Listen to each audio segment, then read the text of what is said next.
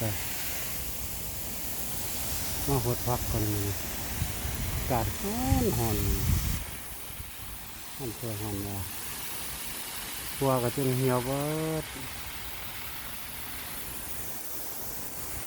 อากาศร้อยซองมันเหี่ยว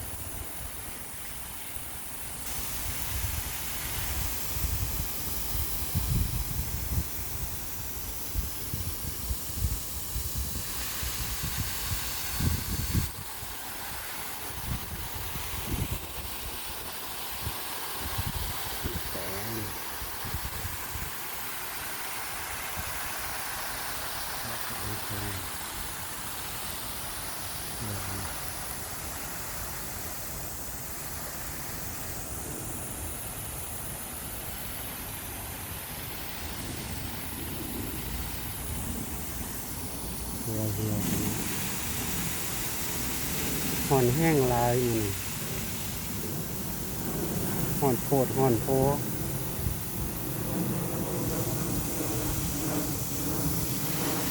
มาแกงนี่ไง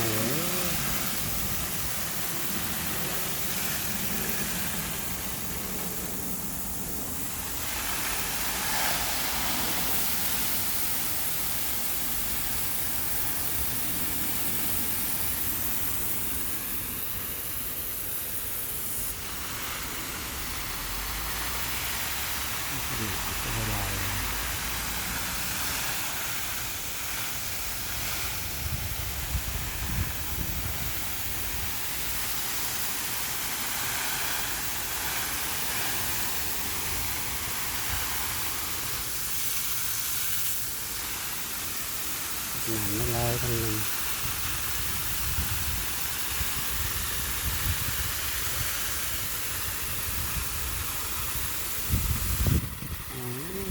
หนาไหลนี่อยู่ข้างในเลย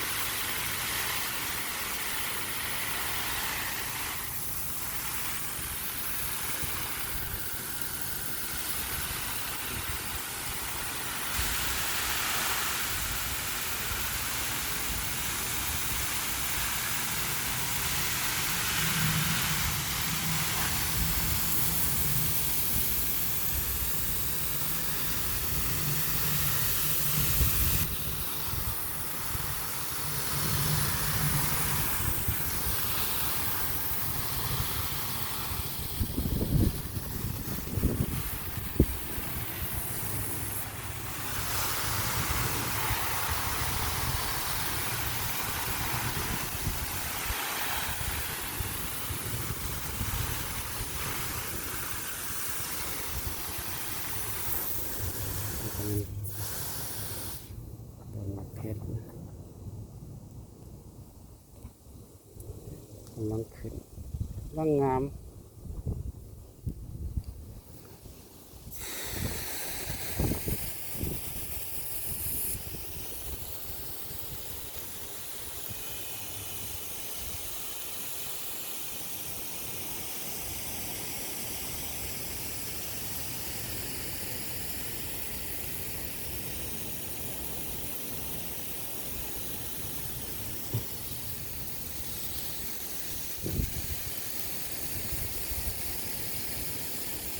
2-30ก็ได้เก็บหมากมันแหละ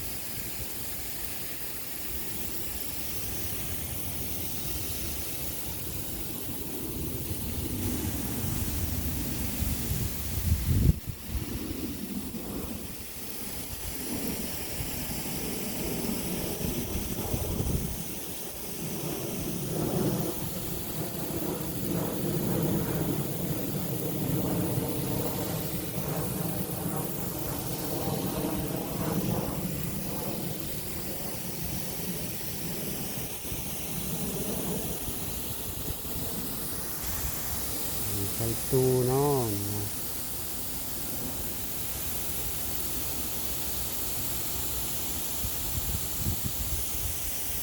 แค่นี้ก็สิจะน้อยจะได้ตัดเอาไว้เนื้อมันที่หน้าวันใน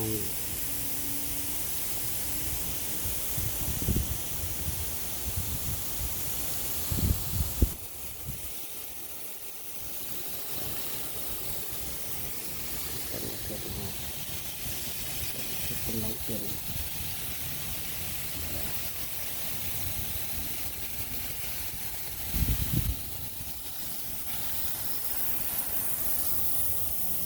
ต้นเพชรกำลังจอมาก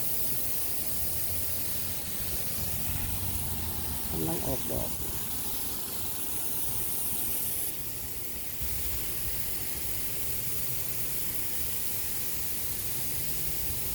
นี่จะแม่นต้นมะเขือ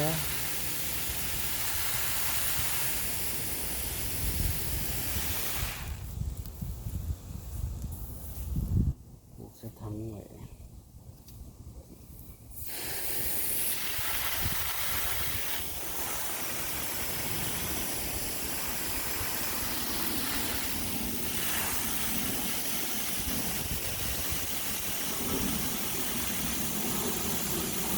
เป็นปลูกลุ้นงูแกเป็นก็ไม่ออกดอกเลย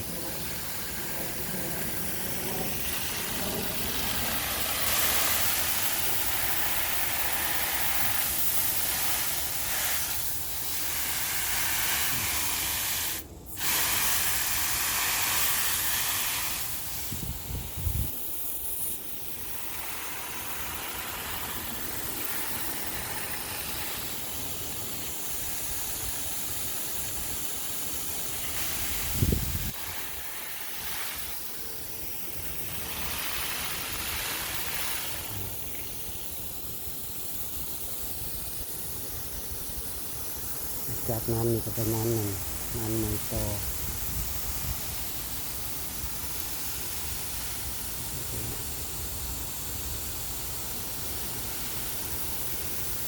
รดน้ำไม่ไหลที่ห่อนแห้งต้นมันเหี่ยวเมื่อ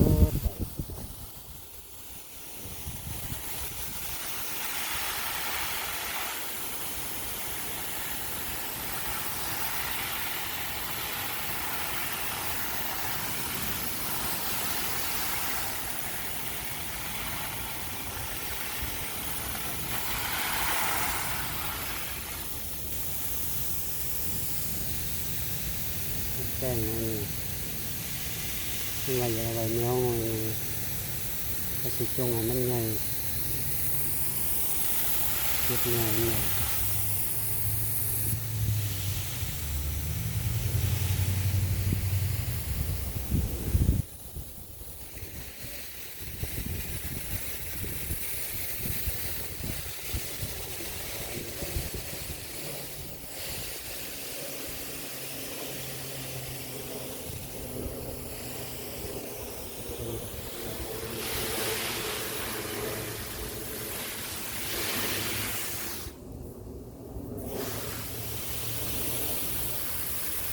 ใส่มะเขือมัน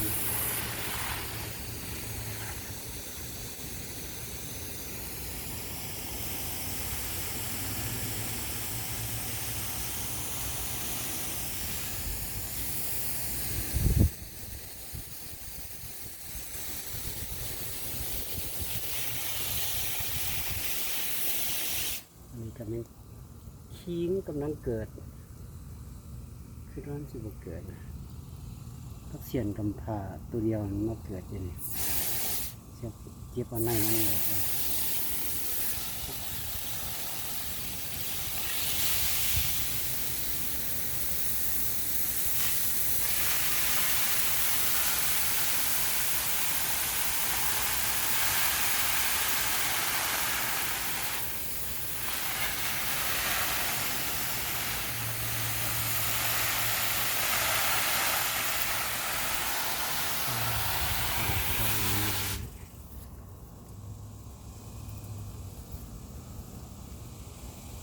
แต่งทำไงครับ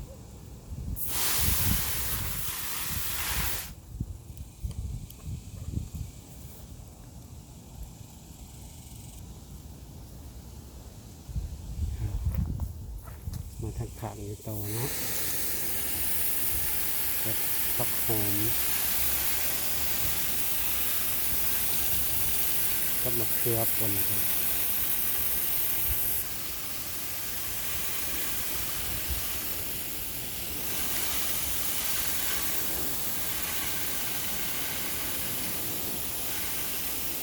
นี่ก็แม่นพวกคุม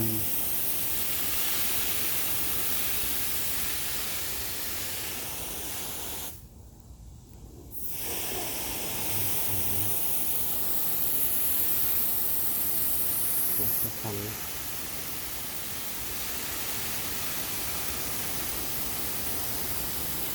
น้องจอด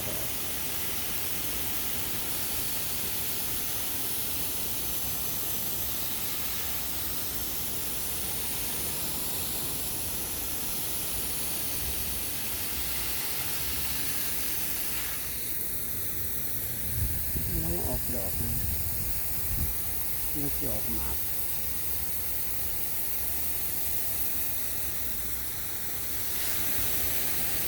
คิดมาได้เห็นหมากนั่นแหละ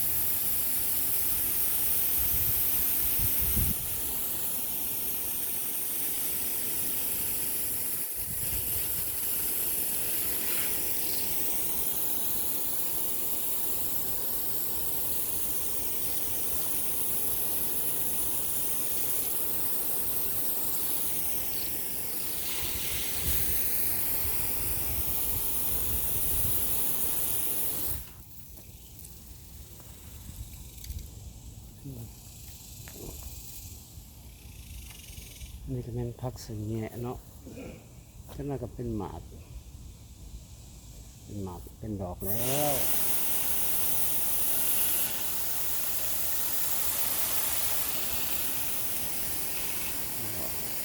สวยงาม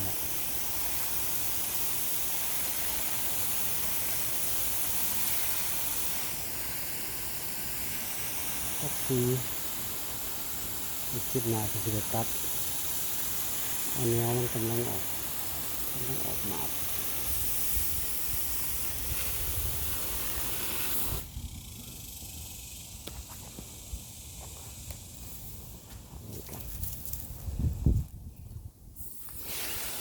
ก็ขึ้นใส่อีก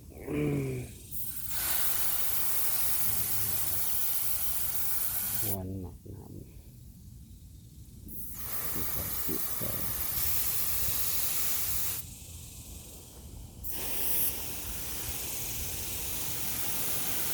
นี่ก็หอมนี่ข้าวหอมกินกับเพอ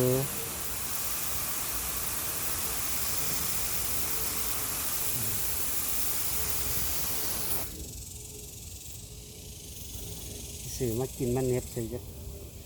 ส่2 กาดก็มาเกิดให้ดีงามนี่ก็แน่นมาเพชร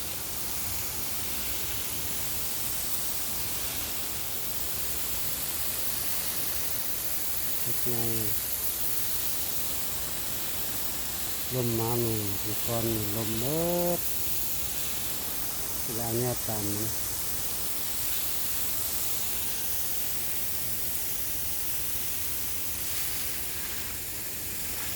อากาศเป็นหวานใส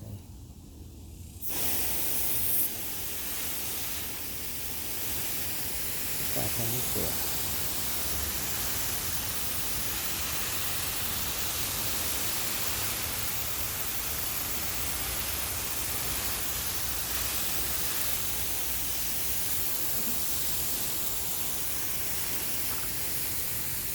อีตูนี่มันต้องเกิดอยู่คูบอลตอนบนได้ก็เห็นมัน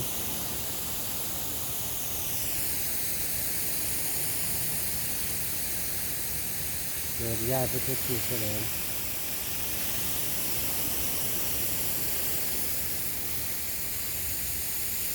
ที่ใครก็ได้เก็บกินไม่ได้ไปกินของคนเนาะ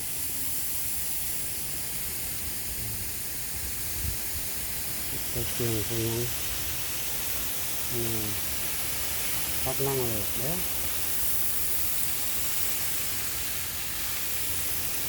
ตอนนี้เกิด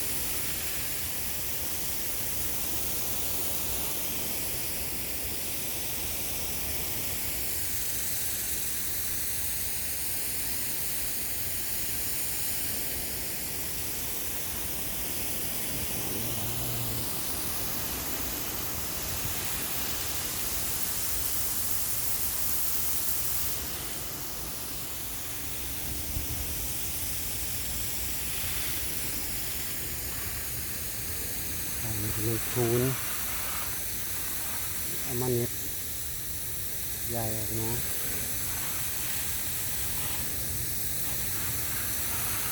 อันนี้น้ำหนาบาด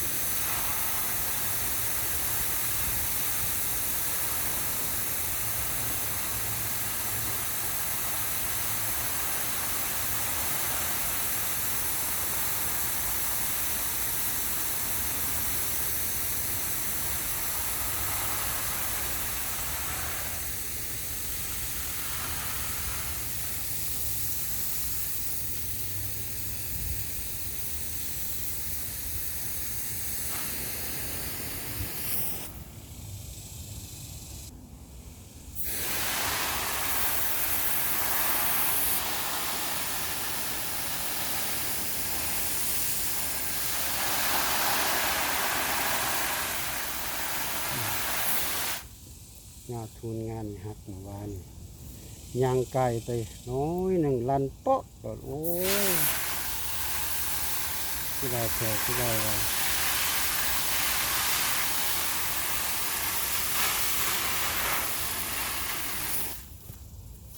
แต่งเนื้อเบี้ยมแต่งหน่อยเนาะอันมักแคนตลบ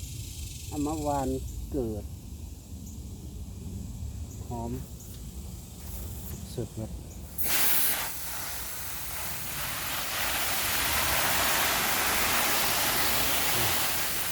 ใบทูนใบหนึ่งหักเมื่อวาน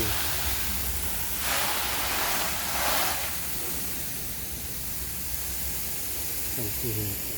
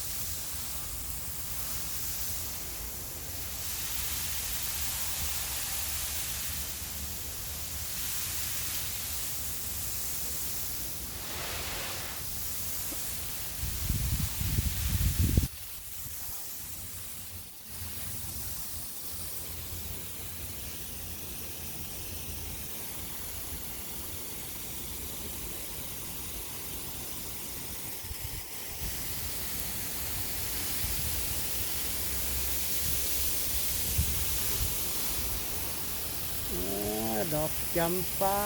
กำลังบานโอ้ดอกจำปากำลังบานเอ้ยบานเลยจะเป็นก่อนเป็นอาบน้ำเย็นก่อน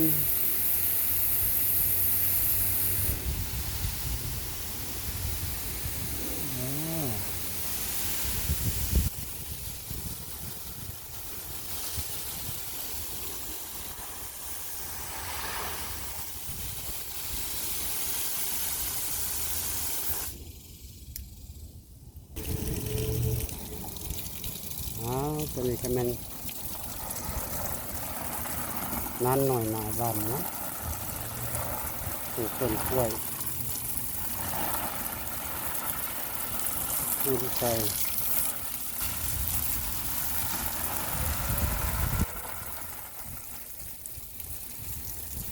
ที่มาเครืออยู่ต้นนี้